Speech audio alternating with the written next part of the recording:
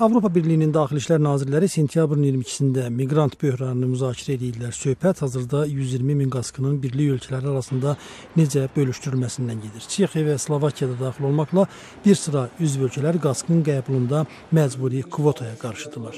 Avropa Birliyinin liderləri də sentyabrın 20-sində qaskın böhranı ilə bağlı təcili iclası keçirəcəklər. Bu arada Xorvatiyada qaskınlarla polis arasında toqquşma olduğu xəbər verilir.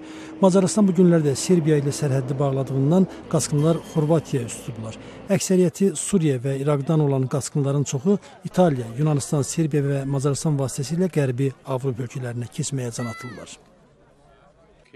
Ukrayna prezidenti Petro Poroşenko ölkənin NATO ittifaqına üzvlüyü ilə bağlı ümummilli səsvermə keçiriləcəyini deyib. O bunu sentyabrın 22-sində Milli Təhlükəsizlik Şurasının iclasında deyib. Görüşdə NATO'nun baş katibi Jens Stoltenberg də iştirak edib. NATO rəsmiləri dəfələrlə bildirib ki, ölkənin üzvlüyünə baxılmazdan əvvəl Kiyev siyasi, iqtisadi və hərbi islahatlar həyata keçirməlidir. Stoltenberg iclasda bildirib ki, Ukrayna NATO'ya arxalana bilər və təşkilat Kiyevə siyasi və əməli dəstək göstərəcək.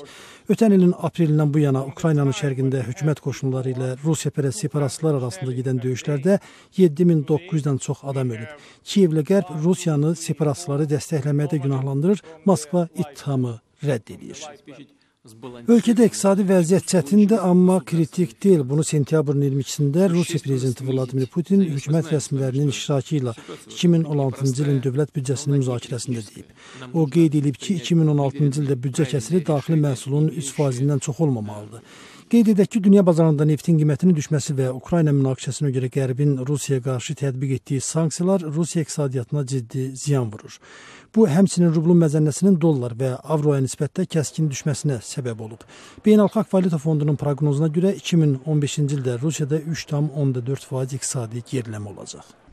Berlin polisi terrorçuluqda şübhəli bilinən İslamçı qrupla bağlı uzun istintaqdan sonra 8 binada axtarış reyd keçirib. Sentyabrın 22-si səhər saatlarında keçirilən reydlər zamanı məscidin ofisində də axtarış aparılıb. Polisin məlumatına görə onlardan biri 51 yaşlı Mərakeşli Bəşər Əsəd rejiminə qarşı vuruşmaq üçün Suriyaya yaraqlılar göndərməkdə. 19 yaşlı Makedoniyalı isə Suriyada vuruşmaqda şübhəli bilinir. Amma polis onların Almaniyada terror aktlarına hazırlaşmaları barədə sübut olmadığını bildirib. Talibanın yeni lideri bəyan edib ki, yalnız bütün xarici qüvvələr çıxdıqdan sonra Əfqanistanda sülh əldə eləmək olar. Molla Axtar Mənsur həmçinin bildirib ki, Əfqanistan hökuməti ilə digər ölkələr arasında bütün hərbi və təhlükəsizlik sazişləri ləğv olunmalıdır. Mənsur belə bir bəyanatla sentyabrın 22-sində Qurban Bayramı ərəfəsində çıxış edib. Ötən ilin dekabrında NATO Əfqanistanda döyüş əməliyyatlarını bitirib və əsgərlərinin çoxunu ölkədən çıxarıb. Ölkədə saxlanılan bir neçə minlik hərbiçi isə əsasən yerli qüvvələrə təlim keçməklə məşğuldur. Mənsur bəyanatında həmçinin Talibanı birləşməyə çağırıb, amma hərəkatın komandirlərinin bəziləri Mənsura qarşıdır.